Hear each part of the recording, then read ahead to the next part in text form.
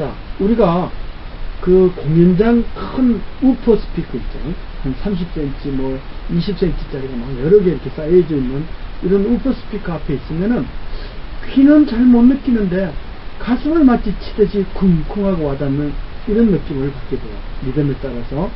이런 곳에서 너무 장시간 놀고 있으면은 폐에 결국은 바람이 들어가는 기흉 현상이 일어난다고 그래요. 그래서 이게 예를 들어서 이렇게 흉막이 찢어지는 현상이 나타나는데, 그게 나타나면은 결국은 거기에 바람이 들어가서 폐로 바람이 정상적으로 들어가지 않고 옆으로 들어가게 되면은 결국은 폐가 결국 막이 찢어져 버려서 호흡 순환작용을 이룰 수가 없어요. 그러면은 사람이 사망에 이른다 하는 것이 이 영국에서 보고된 그런 사례라고 할 수가 있어요.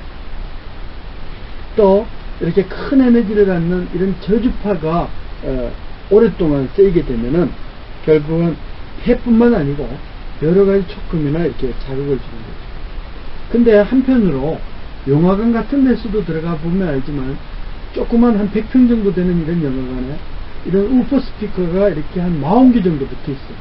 이렇게 큰 게 이렇게 붙어 있음에도 그렇게 큰 장애를 안 주는 것은, 그것은 지속적으로 들리는 것이 아니고 리듬을 맞추고, 또 우리가 이미 그런 소리를 예견하고 있었기 때문에 그런 소리에 대해서 어느 정도 적응을 할 수가 있다. 그렇다고 6시간이고 뭐 몇 편이고 계속 본다 그러면 역시 장애가 오는 것은 마찬가지가 아니거든요. 아무튼 이렇게 큰 대형 우퍼 앞에서, 저주파음을 쏘는 이런 대형 우퍼 앞에서는 가급적이면 자신의 신체를 노출하는 것은 피해야 된다 하는 것이 이런 기흉의 그 사례라고 할 수가 있습니다.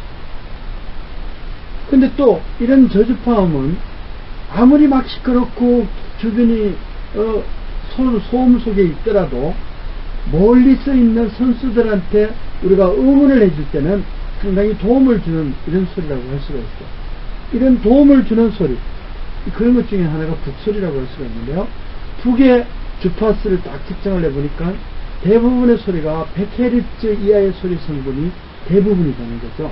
그래서 북이 여러 개 있어가지고 쿵쿵 치면은 그 앞에 있는 사람은 바지 사이로 촉감을 통해 가지고 소리가 전달되니까 막 바지가 다리가 시려울 정도로 그런 저음을 느낄 수가 있어요. 즉 촉감을 흔들어 준다는 거죠.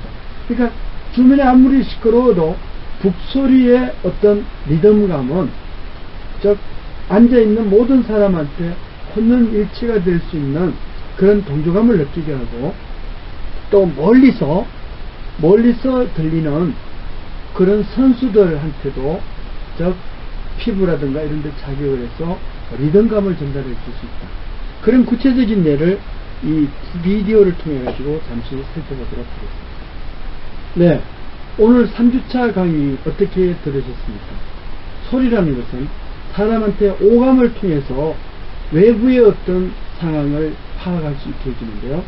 사람보다도 동물들은 좀 더 넓은 음폭을 가지고 있어서, 그래서 천대지변이라든가 여러 그 환경에 대해서 좀 더 사람보다는 빠르게 그 흡수를 하고 대응을 한다는 것을 우리는 동영상이라든가 이런 자료를 통해서 확인을 하게 되었습니다.